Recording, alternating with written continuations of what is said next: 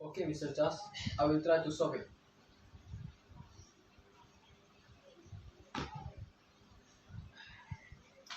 How this thing can happen? What should I do now? 1 hour later.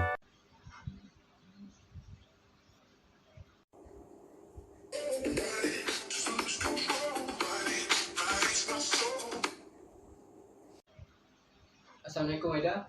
Mr. Win here. Hello, Mr. Win. Aida, I want you and your team to respond the audit queries that have been received from the auditor. I want you to give full cooperation and follow the accounting standard. And I want the result as soon as possible. I will inform my team by tomorrow and email to you the response as soon as possible. Okay, you're welcome. The next day. Assalamualaikum everyone. Waalaikumsalam. Okay, sorry for disturbing you guys while at home. Okay, I need to conduct this urgent meeting through Google Meet because of our pandemic COVID-19, right? Okay, so this meeting is involved about our company status and it may directly affect the confidence of our investor from China. Okay, so I have received some audit queries from our auditors, so I need your full cooperation to solve this matter. Okay, I will share to you the audit queries. Okay, can you see? Yes. Alright, so I will brief a little bit, okay, from number 1 to number 5. Number 1 is regarding the debt because the current liability is exceed the current asset. Number 2 is deferred tax asset. You need to justify. Number 3 is impairment on our asset. Number 4 is inventory, and the last one is a provision on our onerous contract between Giant Steel and BesiCo. So from number 1 to number 5, who wants to volunteer to answer this issue? Miss Aida, I think I can solve audit queries number 1 since I was very familiar with PN17 and strategic planning. Okay, good. Thank you, Mr. Muiz.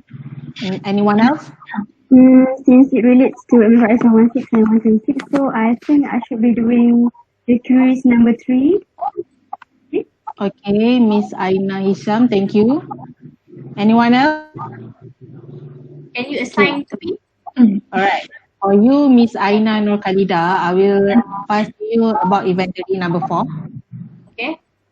Okay, is it okay? Okay, I will try to do it. Okay, for Miss KHAIRUNNISA, you do the deferred assets of the company. Okay? Okay, sure. Alright, and the last one, I will do it by myself. Okay, for any problems or any issue, we can discuss through Google Meet. Okay? Is it okay for you guys? Yeah. Okay. Maybe I will get back to you. Alright, okay, thank you. Let's do our best. Bye. Salam. Waalaikumsalam. 1 week later.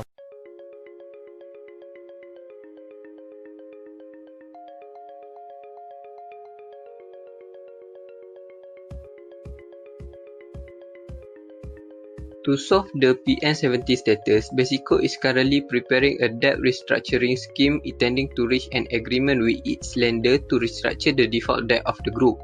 BesiCo is required to submit its proposed regularization plan to the Bursa Malaysia to make sure they will not delist from stock exchange. To improve the company long-term performance and prospect, BesiCo can develop effective strategic leadership, expansion plan and cost-saving plan. Effective strategic leadership is most important plan since it will affect other plan. The top-level management are important and are needed to improve its financial performance, innovative and create strategic change. BesiCo needs to cooperate with China industry and American and European Union regulator, and BesiCo needs to consider to expanding its market into new sector and diverse geographical location. For effective cost-saving plan, they may consider to integrate backward to have control over the suppliers and develop greater economy of scale.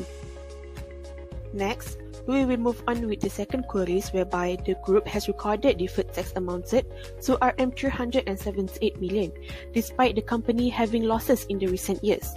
Therefore, the auditors would like to know how BesiCo justified the appropriateness to continue to record such deferred tax assets in the balance sheet. Under MFRS 112 income tax, an enterprise are required to recognize and account for any deferred tax asset or liability. As you can see, the amount will arise if the recovery results in reduction to tax payable in the future, and it cannot be offset unless there is legally enforceable rights to set off or relate to income tax levied by the same tax authorities. Therefore, it can only be recognized if company can indicate that future profit is adequate to facilitate the recoverability of asset. As the company was classified as PN17 status company, arguably the amount should not be recognized as it would make the net liability worsen. However, the company still recognized the deferred tax asset in order to lower the taxable income in the future. To clarify the matters regarding impairment and revaluation reserves, it applies MFRS 116 PPE and MFRS 136 impairment asset. Basically, company engage in the flat steel products and apply capital work in progress. Capital in progress represents the asset under construction. It is recorded at cost and depreciate once the asset complete and ready for commercial use. The company has adopted the cost model as their main concern here is cost incurred in acquiring the asset. Hence, there is no provision for revaluation. Applying the standard at the end of each reporting period, company shall test it for asset impairment during that year and record in its income statement. And there is a need to compute the recoverable amount. As the asset being sued is obsolete, such amount need to be written off by comparing the carrying value and recoverable amount. The audit queries number 4 is inventory comprise spare supplies and consumable of RM 104 million recorded at cost basis. The auditor unable to determine the recoverability of such inventories to disclose on cost basis.